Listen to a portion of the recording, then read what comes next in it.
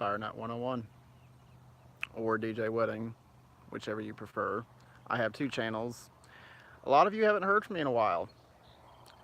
Well, for the longest time, I really didn't have access to this channel because it was a bitch trying to reset the password in between the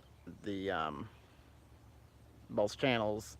So I couldn't really get access to one without being out of the other. So you get what you get. Anyway, what have I been up to? Well, some people know this, some people don't. I bought a school bus. 1997 Bluebird GMC. It is kind of a shorty. It may not look like it. However, it is a shorty. And hello, Texas Street Man, I just saw your message. The bus itself is a 48 passenger and 2 wheelchair capacity. The wheelchair lift on this does not work.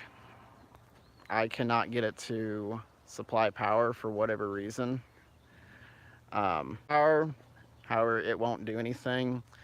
I don't know if there's like a safety switch engaged or what it is, but it won't do anything for reasons I don't know. It's a Braun lift. I mean, I've done what I could to find out about it. I can't get it to do anything. Maybe it's a bad control box. I don't know. Now, on for the tour. In Texas Street Man, I've already converted a lot of the lights to LED. I'll show you those here in a minute.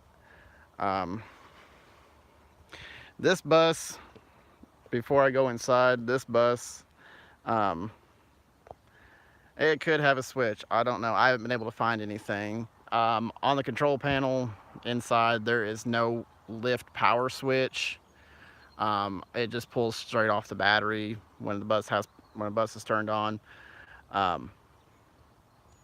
This bus did come from a school here in Indiana. I bought it at an auction for a really good price for what it is, and believe it or not, it could have bad wiring too. Believe it or not, this thing only has 32,000 miles for 1997, which I'm impressed. It's got the big block gas engine in it, Allison automatic transmission. Let's see, like I said, I've already converted a lot of these to LED, just for the simple fact a lot of both side markers did not work when I bought it, and I did replace them with incandescent at first. However, the style I chose was the same style as the LED variant, which is a I'm drawing a blank. It'll come to me in a minute. I'm drawing a blank on who made it. Truck light. The other version of this on the passenger side on the service door somehow let water into it. I checked everything out. The seal was intact. I don't know how it let water in, so I found these for a really good deal on eBay. Couldn't pass it up. Bought them both. I bought LEDs to, I'll go ahead and put them on the side. And I might add another one over the rear wheel well. I'm not sure yet on both sides, but I'm still figuring out what I'm going to do with it for now. It does have underfloor storage, which is really nice. They are lockable. However, when I bought this bus, it didn't have the keys to it. Reasons, I guess the school district lost them, or the driver, whoever owned this bus, lost the keys, so they're just kind of doing whatever. I don't really have anything in there. The only one I'm really concerned about, since we're out in the sticks here in Midwest and Indiana specifically, I did put a lock on the battery box. I don't want my batteries getting stolen, because apparently that is a big problem around here. But do a quick walk around on it.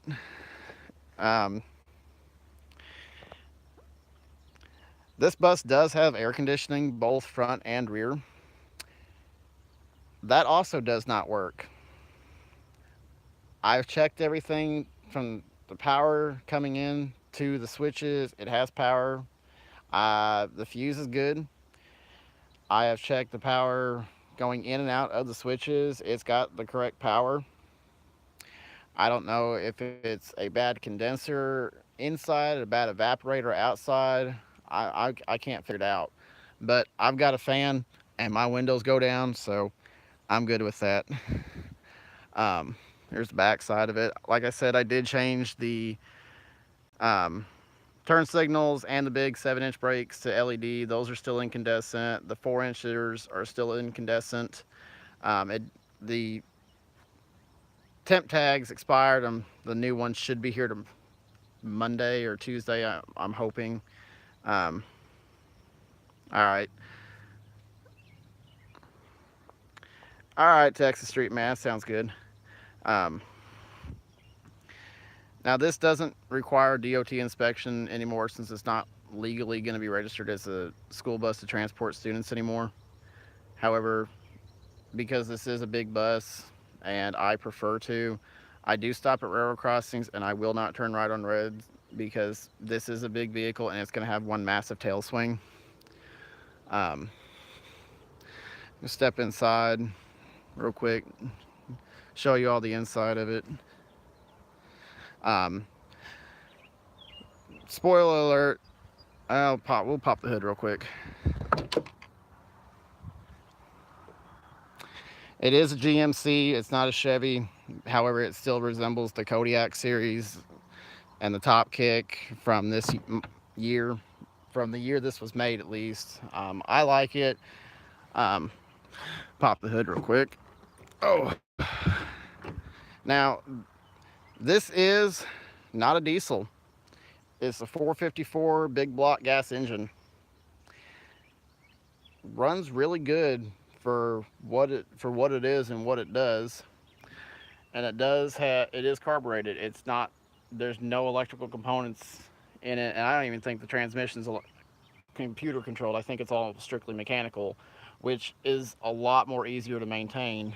I can work on it a lot more easily without having to take it to an ASE shop and do that whole song and dance. Now, here's some of the bad things with it. Hello, Austin. Some of the bad things with it.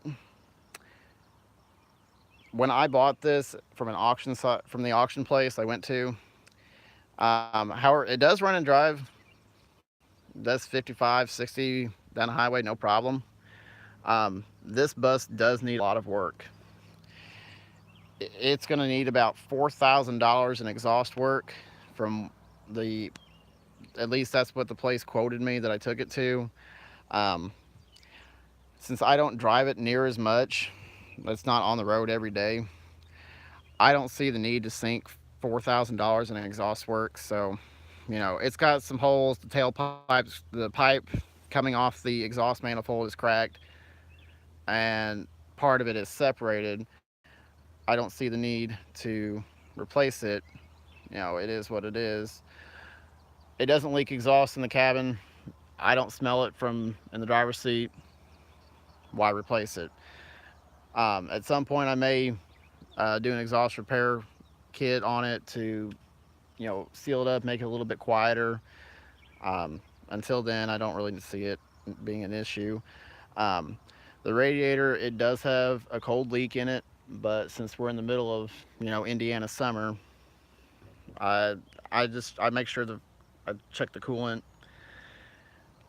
It doesn't leak when it's warm. I don't see the need to really repair it, and it's not really like a big leak. It's more of a drip,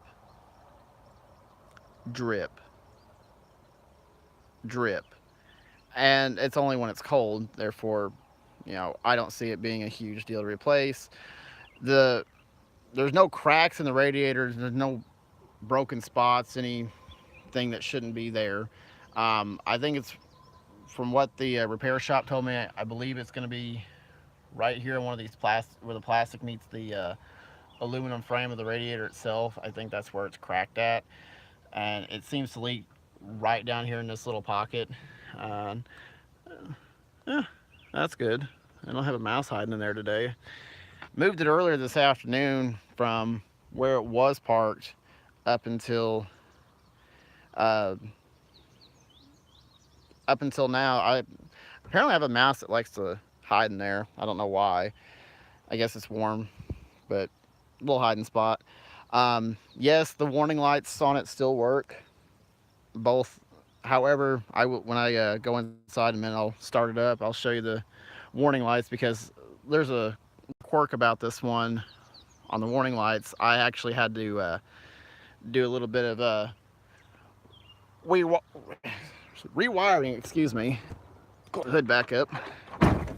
I had to do a little bit of wiring on the warning lights because when I opened the door, if the master switch was turned on, it would automatically convert to the red lights. When I do a railroad stop, I don't like that. I don't want the red lights being on, just trying to do a railroad stop, and anytime the door is open, that's not okay with me. Now, the only way I can get around that when it was wired up the way it was, and yes, I do have a clip holding the door. That's another thing. When I bought this bus, this was the second time this particular bus was in this auction, and when I saw it the first time, that whole bottom pin for where the door meets the stepwell was completely rusted out.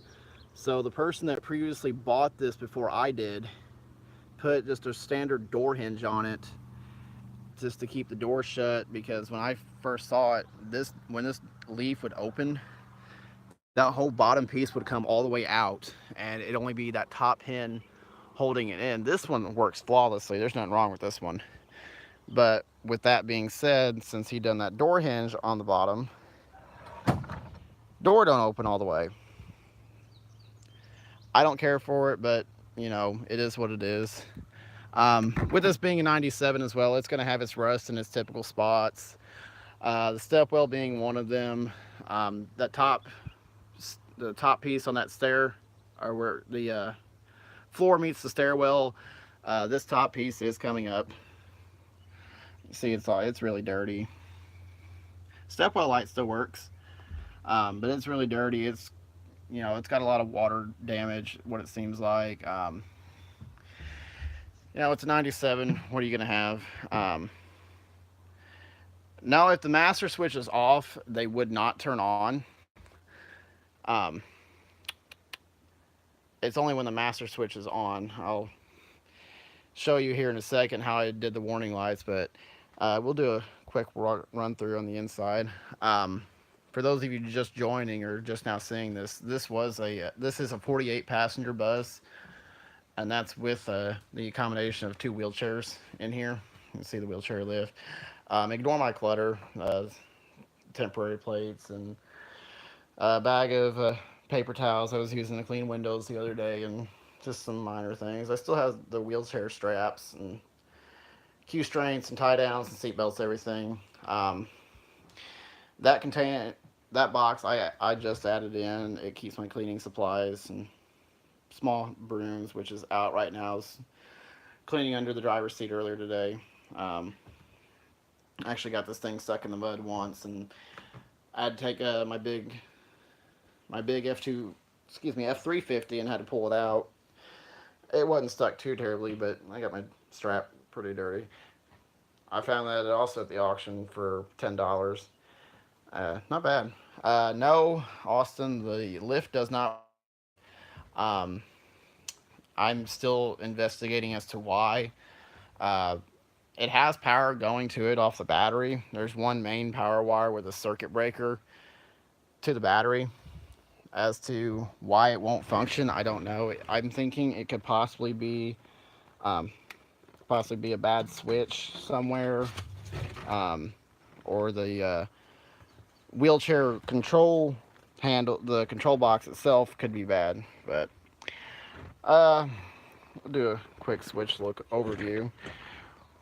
Warning light, pilot lights, lift indicator if the door is open for the wheelchair lift. And this big hunker right here is the pilot light for the strobe light, and that is a really bright green, and when it's on at night, it's right in front of my face. and I don't like that. So I'm probably gonna get some tinting, or maybe just put the black electrical tape on it and cover that up. Um, I'm sorry for the shakiness. It's a little warm in here. I'm trying to wipe off sweat and get adjusted to my seat. Um, I know there's a cover missing right there. Um, Emergency warning light switch, which what that does, if your manual button doesn't work and your master is on, or if you want to go straight to the reds but not open the door, you just turn that on, hit the manual or warning light start sequence, whichever you call it, depends on what kind of bus you ride or on or whatever. It'll just skip the yellows, go straight to the big reds. Master switch for the warning light, main power for the flasher unit itself. Strobe switch for the strobe light on the roof.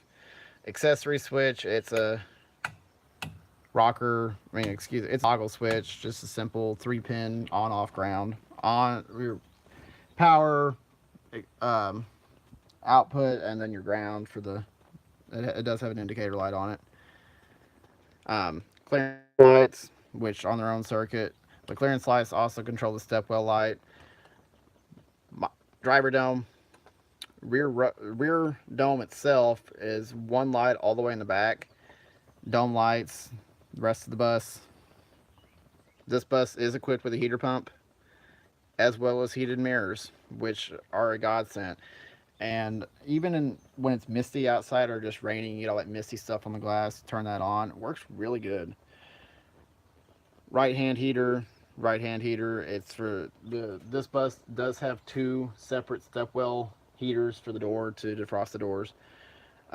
This would be the right fan.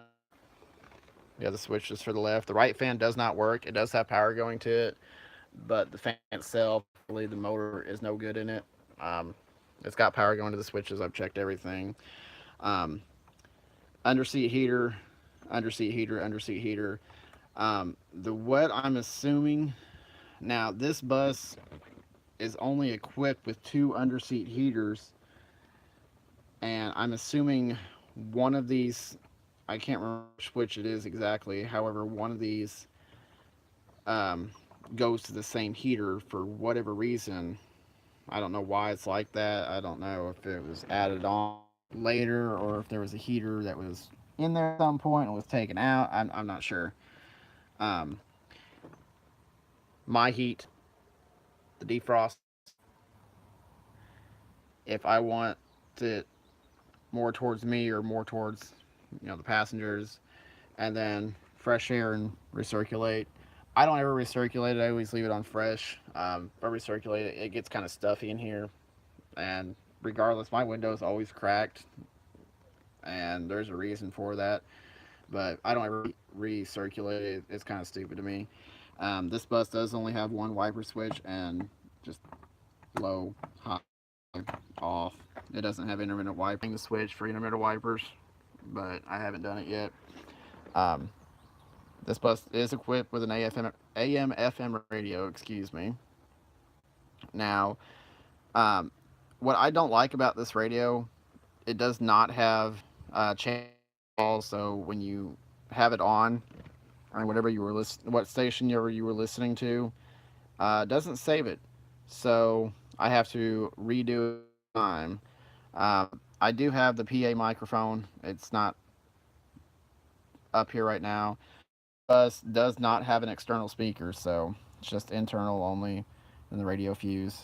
I did add a cup holder for my beverages. There's really nowhere to put one. I did add a 2-way radio for my local school district that I live in, just to have some chatter in here when I drive it and when school's in session. And then for kicks and giggles, I added a couple other local school bus frequencies around my area just to have something to listen to. It is a Kenwood 8180. For those of you who know radios, 8180 is the UHF version. Now this one is the 450 520 range, 403 to 470. However, I could get away with that one because all the school districts in this area, they're in between 450 and 465, I believe. But input frequencies. So it's like I said, it's just something to listen to. Um,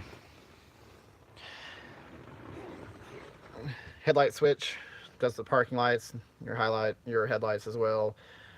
Panel brightness for your instrument cluster as well as your instrument, your switch lights. Speedometer. This bus is gasoline powered. Fuel. I just filled it up the other day. It cost me $150 to fill it up. For those of you who want to know how much a school bus costs, they're expensive to fill up.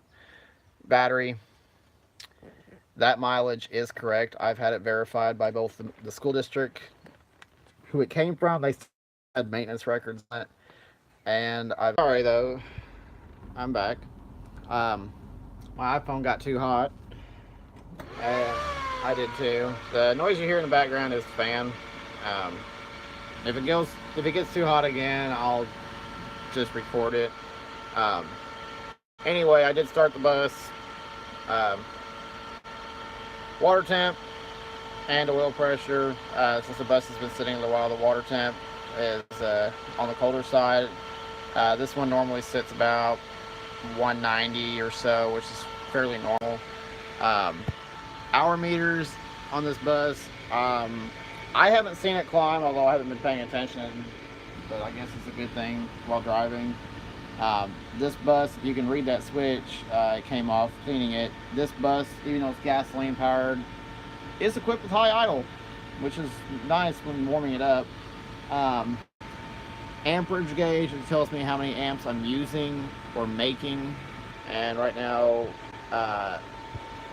we're like making 1 or 2 amps, which is a good thing. Another external water gauge, I believe that's for the air conditioner, still doesn't do anything. There's the AC switches. I wish this thing did work. If it did, I probably wouldn't have had my stream interrupted.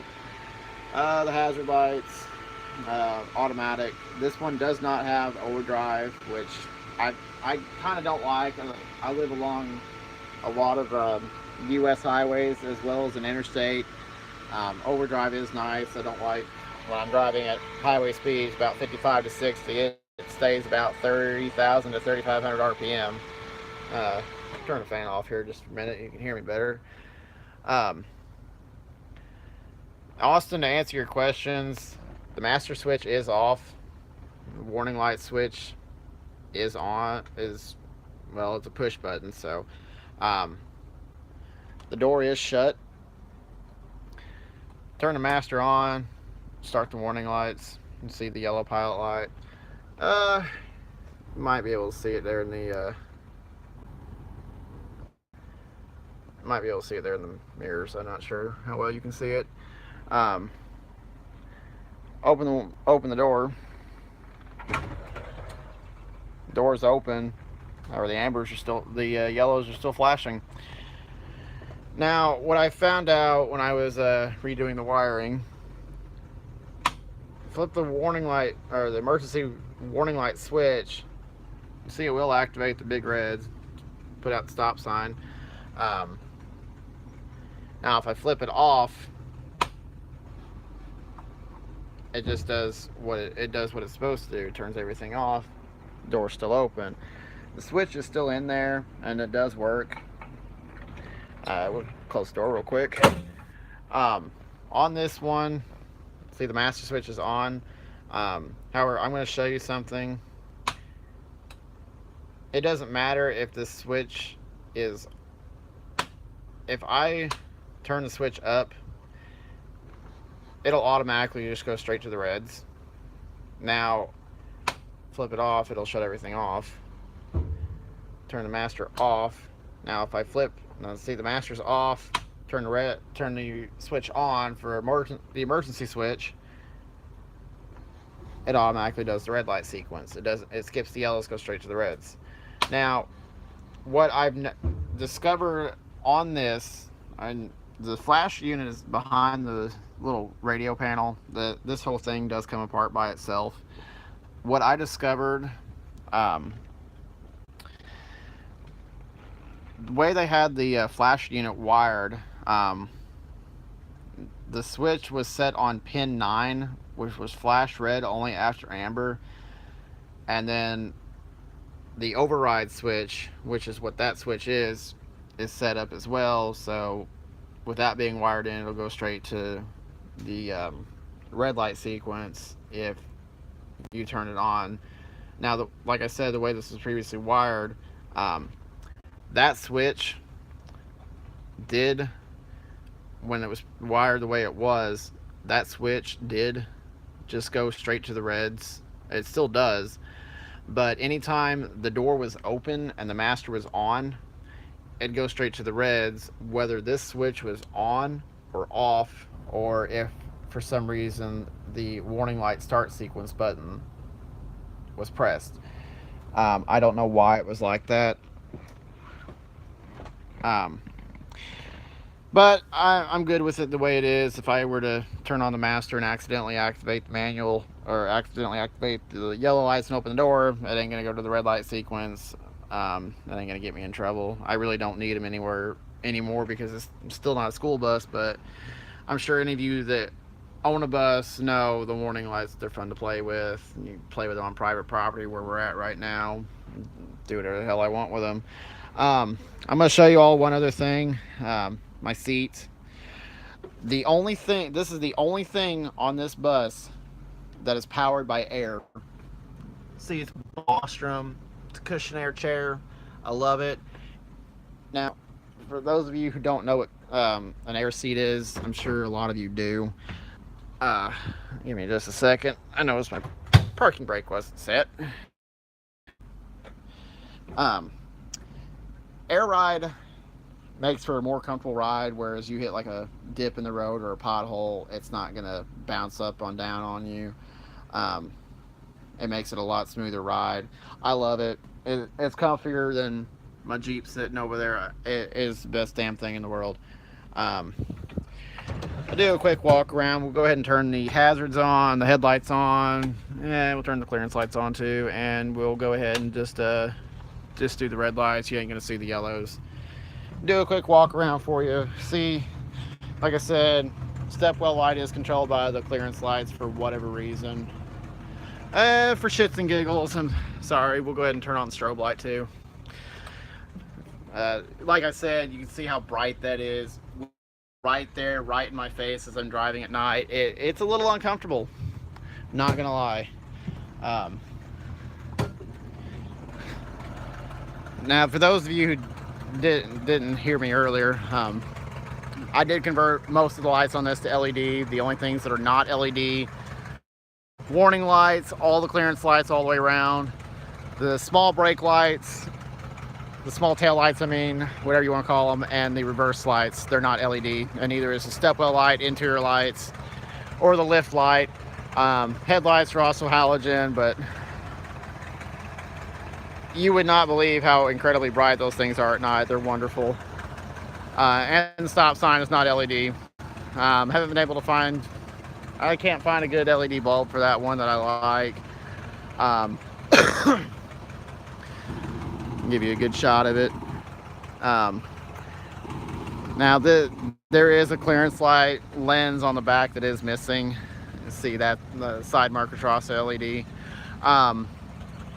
If you all noticed, I do have